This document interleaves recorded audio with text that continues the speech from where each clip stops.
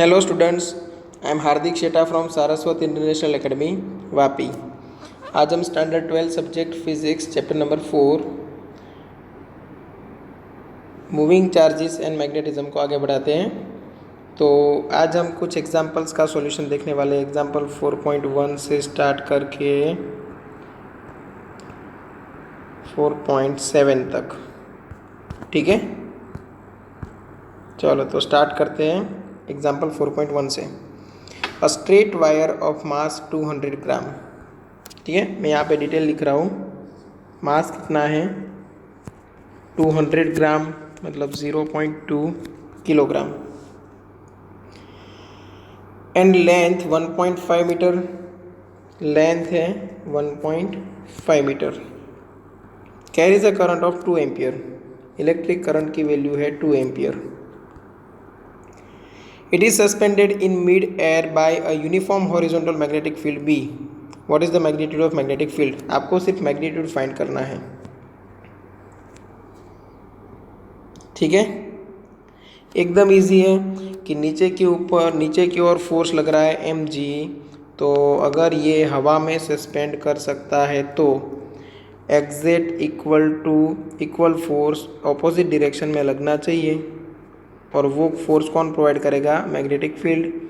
तो यहाँ पे मैग्नेटिक फोर्स है वो अपवर्ड डायरेक्शन में होना चाहिए, और वो mg फोर्स मतलब वेट को बैलेंस कर रहा है। तो एकदम सिंपल हो गया। F इक्वल टू क्या होगा?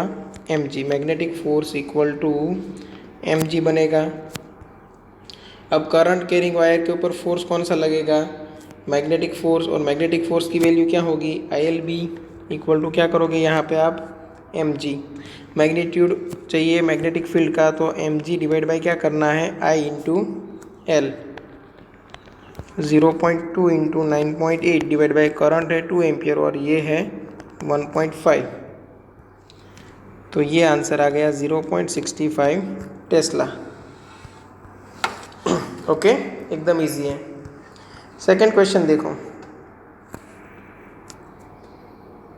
4.2। If the magnetic field is parallel to the positive y-axis and the charged particle is moving along the positive x-axis। एकदम सिंपल है। मैग्नेटिक फील्ड आपको कौन सी डायरेक्शन में बोला गया है? पॉजिटिव वाई एक्सिस, मतलब जे कैप, और पार्टिकल है वो मूव हो रहा है पॉजिटिव एक्स डायरेक्शन में, मतलब वेलोसिटी कौन सी है? आई कैप, है ना? Okay. Which way would the Lorentz force before an electron and a proton? एकदम सिंपल है। प्रोटॉन के लिए फोर्स क्या लगेगा? तो मैग्नेटिक फोर्स का फॉर्मूला है विथ डायरेक्शन अगर आप लो तो Q into V cross B. ठीक है ना? अब बात करते हैं प्रोटॉन के लिए। तो प्रोटॉन के लिए Fm इक्वल टू आएगा plus E into V cross B, क्योंकि चार्ज है वो पॉजिटिव E होगा। और बात करते हैं इलेक्ट्रॉन के लिए Fm आएगा वो minus E into V cross B. तो जो प्रोटॉन के ऊपर फोर्स लगेगा उसकी डायरेक्शन क्या रहेगी? E क्रॉस बी की डायरेक्शन। और इलेक्ट्रॉन के ऊपर जो फोर्स लगेगा उसकी डायरेक्शन रहेगी वो E क्रॉस बी से ऑपोजिट डायरेक्शन, क्योंकि यहाँ पे V क्रॉस बी करोगे उससे ऑपोजिट यहाँ पे होगा, क्योंकि नेगेटिव साइन आ रही है। ठीक है, बस आपको सिर्फ डायरेक्शन बतानी है। ये एग्जांपल में आपको सिर्फ डायरेक्शन दिखानी है। चलो, अगर आप V क्रॉस बी की डायरेक्शन फाइंड करते हो तो आपको क्या करना पड़ेगा? I क्रॉस J करना पड़ेगा, क्योंकि V है वो I कैप में है और B है वो J कैप में है। I क्रॉस J करोगे तो आपको आंसर मिलेगा K कैप, है ना? तो यहाँ पे जो डायरेक्शन मिलने वाली है वो प्लस के कैप, मतलब पॉजिटिव जेड एक्सिस की डायरेक्शन में फोर्स लगेगा प्रोटॉन के ऊपर।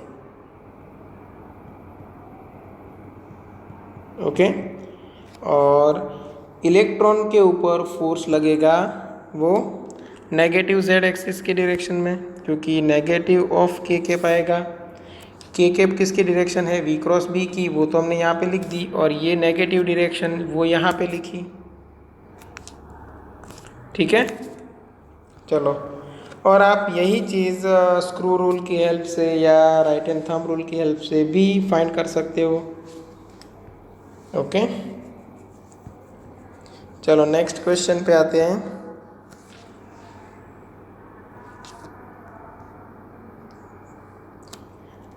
What is the radius of the path of an electron. चलो, इलेक्ट्रॉन का मास दिया हुआ है, चार्ज भी दिया हुआ है, moving at a speed, speed भी दी है, मैग्नेटिक फील्ड भी है, और परपेंडिकुलर भी कहा है, मतलब 90 डिग्री एंगल पे है। तो रेडियस का फॉर्मूला सिर्फ सिंपल बन जाएगा mv डिवाइड बाई क्यूबी, जो हमने थियोरी में देखा था। ठीक है, बस मास, वेलोसिटी, चार्ज, मैग्नेटिक फील्ड सब कुछ है आपके पास, वैल्यू रख दो, आंसर आ जाएगा। ठीक है, उसके बाद पूछा है व्हाट इज इट्स फ्रीक्वेंसी। तो फ्रीक्वेंसी के लिए क्या फॉर्मूला है, तो फ्रीक्वेंसी के लिए फॉर्मूला रहेगा वेलोसिटी डिवाइड बाई 2πr, या तो फिर क्यूबी डिवाइड बाई 2πm कर दो। ठीक है, फ्रीक्वेंसी के लिए फॉर्मूला हमने यहाँ पे डिराइव किया हुआ था जब हमने साइक्लोट्रॉन पढ़ा था तब। देखो, ये साइक्लोट्रॉन है, क्या था formula, QB divide by 2πm। ठीक है, तो इसकी हेल्प से आप फाइंड कर सकते हो। अगर नहीं हो रहा है तो चेक कर लो कहीं पे मिस्टेक है तो। और यही चीज़ आप दूसरे वे में भी कर सकते हो, जैसे हम बोलते हैं ना velocity equal to 2πr divide by time period. तो 1 टाइम पीरियड मतलब क्या बन जाएगा, फ्रीक्वेंसी। तो फ्रीक्वेंसी इक्वल टू क्या बनेगा, v/2πr। ये अल्टरनेट मेथड है, यहाँ से भी आप कर सकते हो।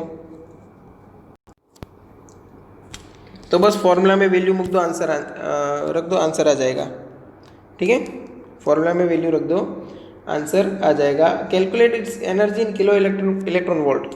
तो एनर्जी के लिए क्या कर सकते हैं, हाफ mv²।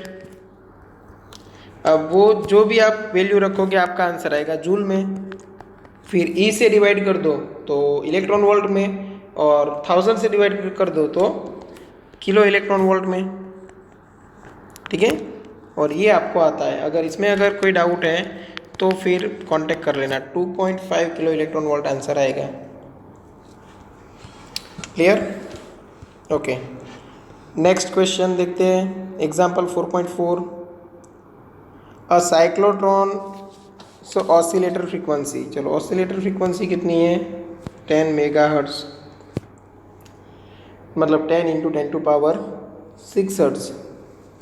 तो 10⁷ डायरेक्ट कर सकते हो। Okay, what should be the operating magnetic field for accelerating protons. Magnetic field क्या होना चाहिए।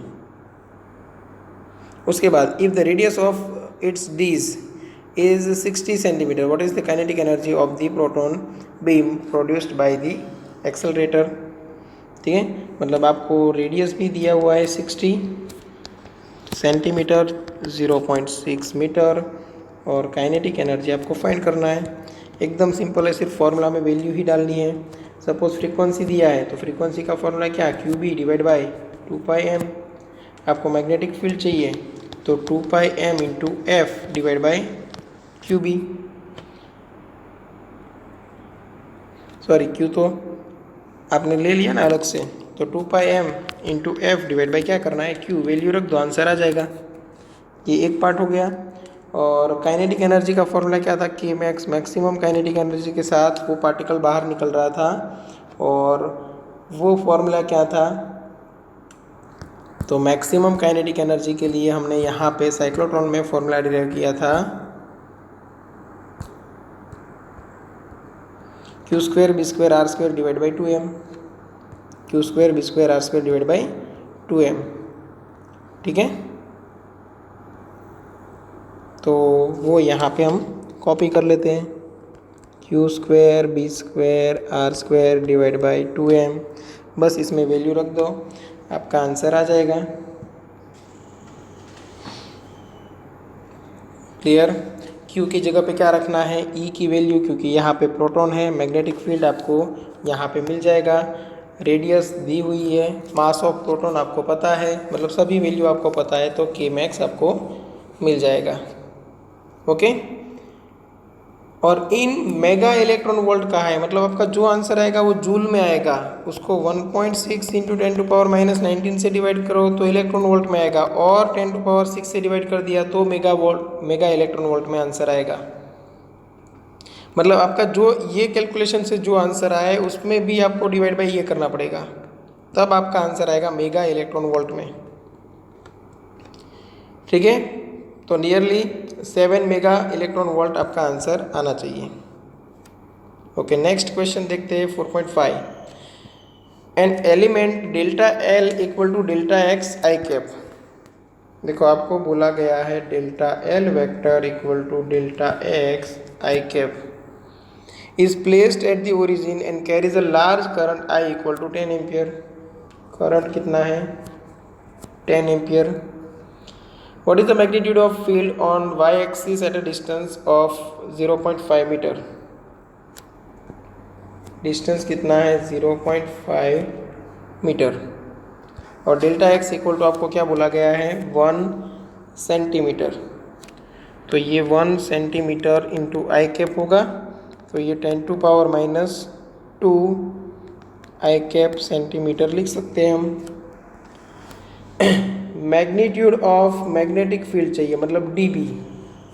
तो डीबी का फॉर्मूला क्या रखोगे, μ0/4π I D L sine theta divide by R square. D L की जगह पे डी एक्स रख देना है, तो यहाँ पे μ0 की वैल्यू डाल देते हैं, 4π इंटू 10⁻⁻7 डिवाइड बाई 4π तो है ही।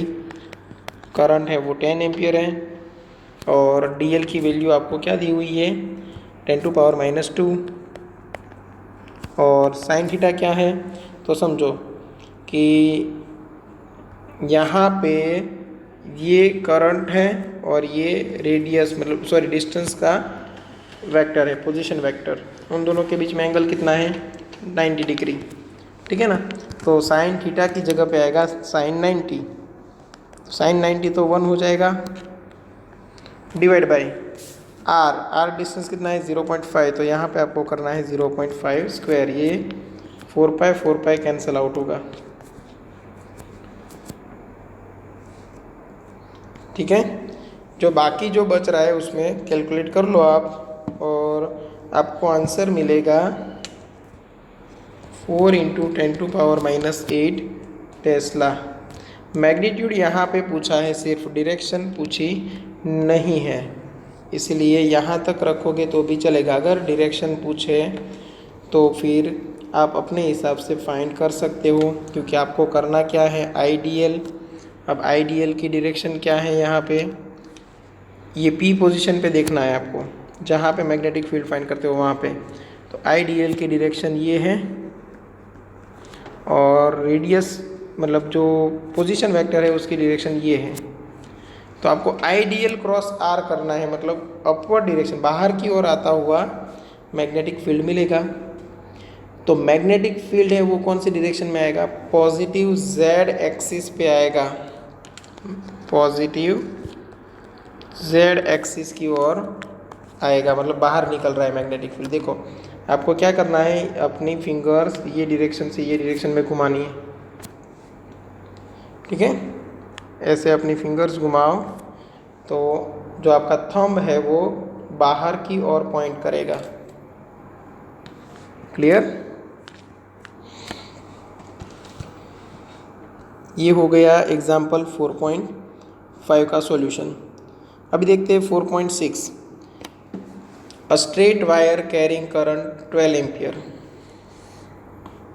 चलो करंट की वैल्यू क्या है, 12 ampere. Is bend into a semi circular arc of radius 2 centimetre as shown in figure. चलो नंबर ऑफ टर्न्स कितने हो गई, पूरा टर्न भी कंप्लीट नहीं हुआ ना, हाफ हो गया, तो नंबर ऑफ टर्न है वो हाफ। और रेडियस क्या बोला गया है, 2 सेंटीमीटर, रेडियस है वो 2 सेंटीमीटर है। Okay, consider the magnetic field B at a center of the arc. What is the magnetic field due to the straight segments? Okay बहुत सारे क्वेश्चन है यहाँ पे। सबसे पहला क्वेश्चन देखो, what is the magnitude due to the straight segment. अब देखो यहाँ पे सेंटर पे आपको फाइंड करना है। अब ये जो स्ट्रेट सेगमेंट है उसमें आप आइडियल वेक्टर देखो तो ये डायरेक्शन में, और पोजीशन यहाँ से यहाँ तक की देखो तो भी सेम डायरेक्शन में, मतलब IDL is parallel to R cap, तो थीटा बन गया 0। और जो मैग्नेटिक फील्ड का फॉर्मूला है μ0/4 IDL साइन 0 आएगा, और साइन 0 की वैल्यू हो जाएगी 0। तो मतलब क्या हुआ कि ये जो स्ट्रेट सेगमेंट्स हैं उनकी वजह से सेंटर पे मैग्नेटिक फील्ड बनेगा 0। तो फर्स्ट में आंसर आएगा 0। ठीक है, मैं यहाँ पे एक्सप्लेन कर रहा हूँ, कैसे लिखना है वो आप टेक्स्ट बुक में देख लेना अच्छे से। ठीक है, मतलब मैं यहाँ पे पूरा स्टेटमेंट नहीं लिख रहा हूँ, मैंने जो एक्सप्लेन किया है वो मैंने लिखा नहीं है, तो आप एक बार टेक्स्ट बुक में अच्छे से देख लेना। सेकंड देखो, in what way the contribution to B from the semi circle differ from that of circular loop and in what way does it resemble.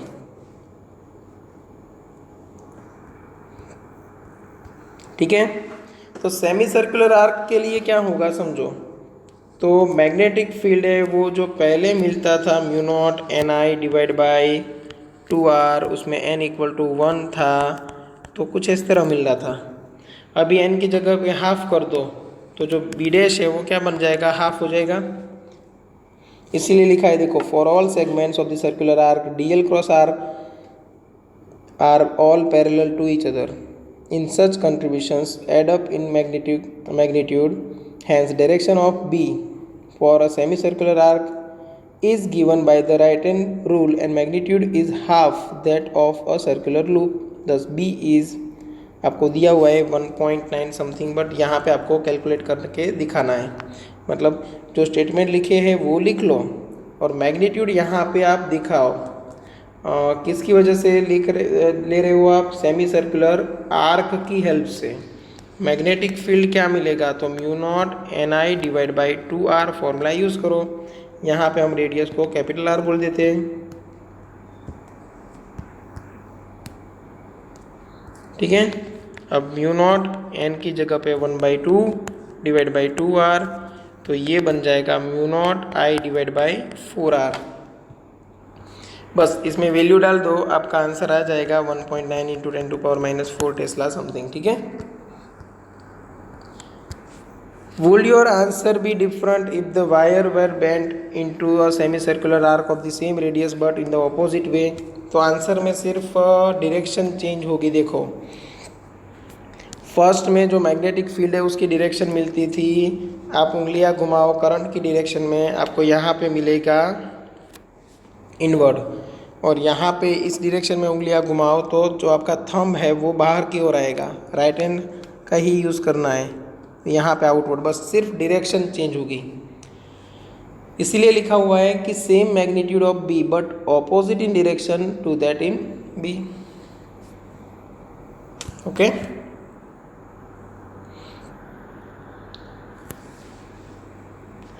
चलो अभी देखते हैं example 4.7। Consider a tightly wound 100 turn coil of radius 10 centimetre. चलो number of turns कितने हैं, 100, radius कितना है 10 centimetre मतलब 0.1 मीटर, करंट कितना दिया हुआ है 1 ampere. What is the magnitude of magnetic field at the centre of coil. अब सेंटर पे मैग्नेटिक फील्ड का फॉर्मूला क्या है, μ0 NI डिवाइड बाई 2R, सारी वैल्यू है आपके पास, डाल दो। ठीक है ना, आपको आंसर मिल जाएगा। क्लियर, μ0 हमें पता है, n दिया हुआ है, I दिया हुआ है, R भी दिया हुआ है, बस वैल्यू डाल दो, आंसर आ जाएगा। और ये आंसर आएगा 6.28। यहाँ पे आप वैल्यू रखोगे और आपको आंसर मिलेगा 6.28 इंटू 10⁻⁴ टेस्ला। ठीक है, एक और क्वेश्चन यहाँ पे कर लेते हैं। Example 4.8, figure 4.15 shows a long straight wire of circular cross section carrying steady current I और रेडियस कितनी है small a। The current I is uniformly distributed across this cross section. Calculate the magnetic field in the region R less than A, R greater than A। ठीक है, अब diagram यहाँ पे थोड़ा मुझे अलग लग रहा है, मतलब ठीक है, बट यहाँ पे ये जो फ्रंट व्यू दिख रहा है सर्कल, वो एक्चुअली फ्रंट व्यू नहीं होना चाहिए। तो मैं क्या करता हूँ, मैं खुद से एक डायग्राम यहाँ पे ड्रॉ कर लेता हूँ और सभी दोनों केस के लिए हम यहाँ पे देख लेते हैं। सबसे पहला केस लेते हैं, small r is less than a, मतलब हमें मैग्नेटिक फील्ड फाइंड करना है इनसाइड द वायर। और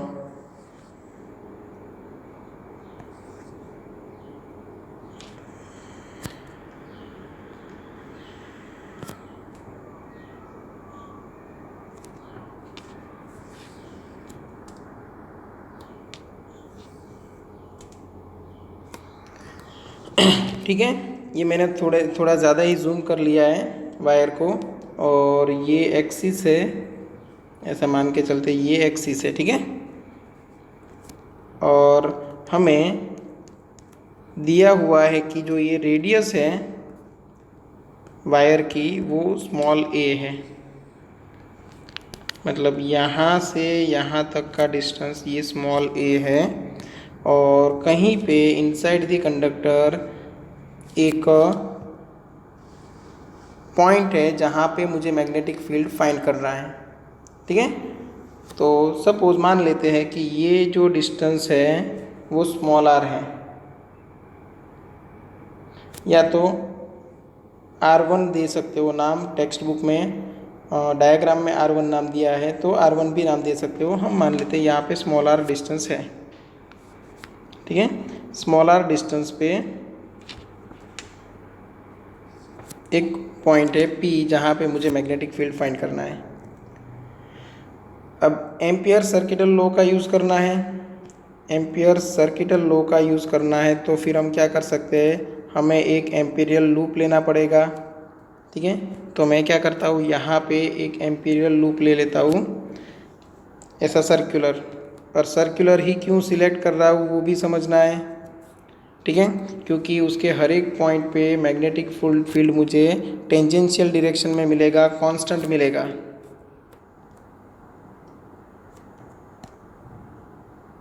ठीक है ना,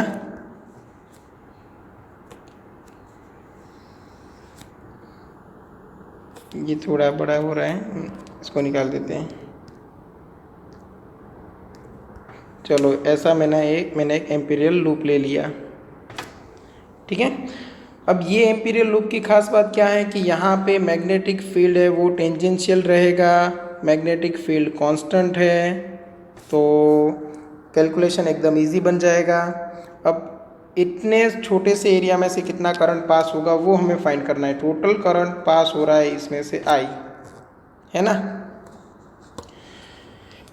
तो फिर आप क्या करोगे, तो आप सिर्फ इतना लिख दो कि जब पाई a² एरिया है तब करंट पास हो रहा है I, हैंस जब पाई r² एरिया होगा तब कितना करंट पास होगा, तो वो आपको मिल जाएगा I इनसाइड। तो I इन इक्वल टू मिलेगा आपको I into pi r² divide by pi a²। तो ये आपको मिला I into small r² divide by small a², pi pi cancel out हो गया, तो ये मिला I इनसाइड। ठीक है, अब यूज़ करते हैं एम्पियर्स लॉ, है ना, अभी यूज़ करते हैं एम्पियर्स लॉ।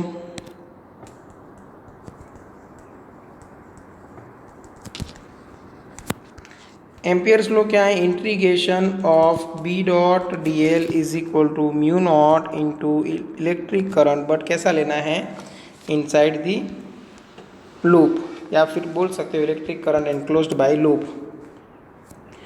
अब हमने जो एम्पिरियल लूप लिया है वो टेंजेंशियल डायरेक्शन है, मतलब एंगल क्या बनेगा, थीटा, थीटा इक्वल टू क्या बनेगा 0, तो B D L cos 0 equal to mu naught I in की जगह पे I into small R square divide by A square, जो यहाँ पे हमें मिला था। बी बाहर निकाल सकते हैं क्योंकि हर एक पोजीशन पे कांस्टेंट है, हर एक पोजीशन के लिए बी की वैल्यू कांस्टेंट है, ठीक है। तो यहाँ पे आप ध्यान से देखोगे तो मैग्नेटिक फील्ड ये डायरेक्शन में है, तो उसी डायरेक्शन में डीएल वेक्टर भी है, इसीलिए एंगल बन रहा है 0। ओके, तो बी इंटीग्रेशन में रहा डीएल कॉस 0 इक्वल टू हो गया 1, तो mu naught I small R square divide by small A square. तो b इंटू डी एल का इंटीग्रेशन करो एम्पियरल लूप पे, तो ये टोटल लेंथ हो जाएगी। टोटल लेंथ कितनी है 2πr equal to mu naught I small R square divide by A square. अब चेक करते हैं, यहाँ पे आर आर एक एक बार कैंसिल होगा, तो बचा क्या, तो b equal to mu naught I divide by 2π A square into small R. ये स्मॉल आर को मैंने बाहर क्यों निकाला है, क्योंकि वही एक वेरिएबल है, बाकी सब कांस्टेंट है इधर। तो आप बोल सकते हो ना कि small R is less than A के लिए, small R is less than A के लिए आप बोल सकते हो कि मैग्नेटिक फील्ड है वो डायरेक्टली प्रोपोर्शनल टू आर है। मतलब ये जो एक्सिस है उससे जैसे जैसे दूर जाते जाओगे वैसे वैसे मैग्नेटिक फील्ड इंक्रीज होगा, कहाँ तक, यहाँ तक। उसके बाद पता नहीं, अभी हम डिराइव करने वाले हैं, ठीक है। चलो ये इनसाइड हो गया। अब एक और ले लेते हैं, ऑन दी सरफेस, मतलब small R is equal to A होगा तो जो ऊपर आपको फॉर्मूला दिख रहा है उसमें रख दो वैल्यू, स्मॉल आर की जगह पे ए रख दो, एक एक कैंसिल हो जाएगा, है ना। तो यहाँ पे मैग्नेटिक फील्ड आपको कैसा मिलेगा, मैक्सिमम। और उसके बाद लेते हैं आउटसाइड, मतलब small R is greater than A के लिए। तो यहाँ पे पहले लिया था हमने small R is less than A, मतलब इनसाइड द कंडक्टर, यहाँ पे ऑन द सरफेस, और ये हमने लिया आउटसाइड द कंडक्टर, ठीक है। अब आउटसाइड द कंडक्टर के लिए अगर मैं डायग्राम ड्रॉ करूँ तो मुझे कुछ इस तरह मिलेगा।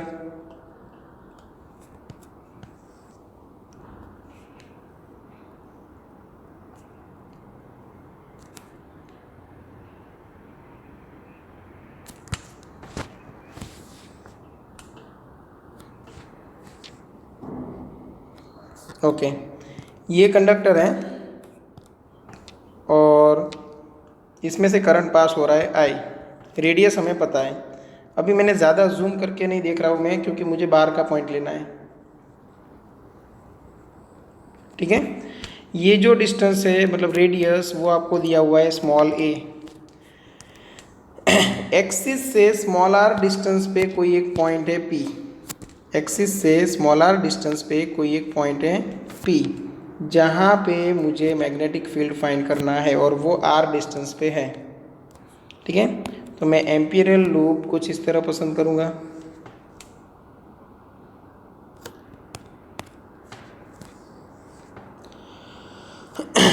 ठीक है। ये एम्पिरियल लूप हो गया। अब देखो करंट एनक्लोज्ड बाय लूप, ये तो पूरे का पूरा करंट ही है ना आई, मतलब यहाँ से जितना भी करंट पास हो रहा है वो लूप के अंदर से ही पास हो रहा है।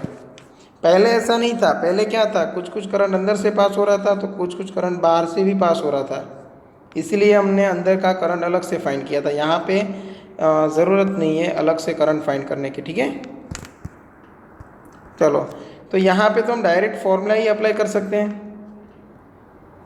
तो क्या करेंगे, एम्पियर्स लॉ का use, integration B dot D L vector equal to mu naught into direct I आएगा, यहाँ पे b इंटीग्रेशन में रहेगा dl, और हमें पता है cos 0 इक्वल टू 1 आएगा, फिर भी cos 0 लिख देता हूँ। म्यू नॉट इंटू आई, cos 0 1 है और dl का इंटीग्रेशन 2 पाई r, तो यहाँ पे बना म्यू नॉट इंटू आई, तो b मिल गया हमें mu naught I divide by 2 pi r, mu naught I divide by 2 pi r। और ये कहाँ के लिए है, तो ये आउटसाइड दी कंडक्टर, तो यहाँ पे आपको याद रखना है कि small r greater than r है तब ये फॉर्मूला अप्लाई होगा, और यहाँ पे b is inversely proportional to r है, मतलब जैसे ही आप यहाँ से मतलब एक्सिस से स्टार्ट किए, एक्सिस से दूर जा रहे हो वैसे वैसे वैसे वैसे मैग्नेटिक फील्ड इंक्रीज होता था, यहाँ पे मैक्सिमम हुआ, यहाँ से फिर डिक्रीज होना स्टार्ट कर दिया, ठीक है ना। तो ग्राफ भी आ सकता है, तो हम यहाँ पे ग्राफ भी ड्रॉ कर लेते हैं, B2R ग्राफ।